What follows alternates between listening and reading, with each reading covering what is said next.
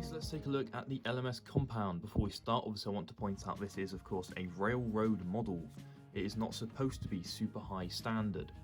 It's a basic model for people to get into the hobby without having to pay a stupid price. So yeah, don't expect too much from this. However, I still think it is a great model, and I'm going to tell you why. So if we start at the front here, we've got a number of molded details up here. We've got molded piping. And we have got some rivets, surprisingly, and we've got some more molded detail on the chassis.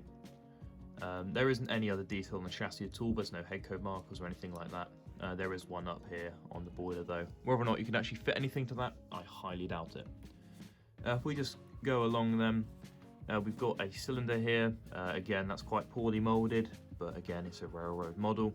And we've got sort of fake drive gear here. There's this bit of plastic that doesn't actually work, that doesn't actually help with the motion. It's just there to sort of create the impression that it does. So it's sort of like a stand-in. We've also got a front bogie here. I found it's quite loose, but it does run fine, so I don't think that's a huge issue. Further along, we've just got two big driving wheels. Obviously, it's a 4x4 row, so you've got your 4 wheels on the bogie and then 4 driving wheels, and then just simply powered by this one rod here. We also got the 2 wheel arches here, one that turns into the cab. Obviously, there's not much detail on there, no lining them or anything, but it is just a black livery, obviously, so there isn't going to be any lining or anything like that. You can see that the chassis sort of goes along here. We've got some steps here. Again, not particularly detailed, but it's not supposed to be. Surprisingly, the cab is fairly well detailed in comparison to everything else. Let's take a look here. We've got a handrail, we've got another handrail here, and then obviously there's 2 here either side of the steps. We've got some rivets. We've got a fairly detailed roof, I would say, with a number of rivets going along there. And we've also got the whistle, obviously painted in a different colour, and some other piping mechanisms just here. Along the top of the boiler, we can see there are a number of more rivets. However, you can see that there is a moulding line going along the top here. If we take a look at the tender now, then we can see that it is actually quite well detailed, I would say. We've got a lot of rivets along this tender, which is a Fowler tender, by the way. We've got loads of detail along there. We've got some pretty well printed letters as well, as there are on the cab. But surprisingly, the underframe is actually more detailed than a Hornby railroad model. The B17 I reviewed maybe 2 or 3 weeks ago, that had no rivets at all on the bottom here. However, this railroad model does, so that's quite impressive, I think. It's got rivets on these step ladders here and here. They're all along the main body.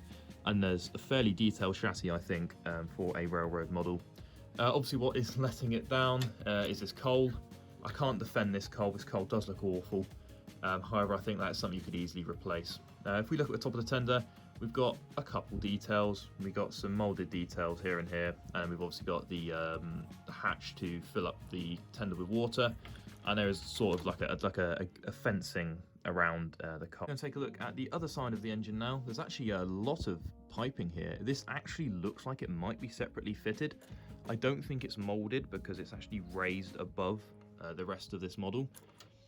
So that's actually quite interesting, but there's a lot of detail. Well, sorry, not a lot of detail. There's a good standard of detail on this side with this component here. The chimney, however, does look a little bit strange. I'm not sure if it's a moulding issue or something there, or if that is just how it was.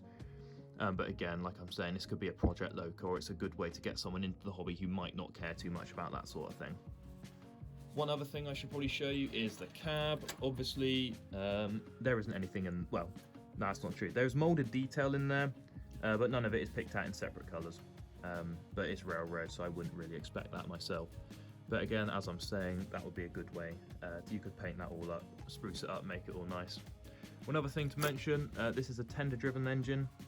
So you can see here there is a cable that goes between, so the pickups are in the tender.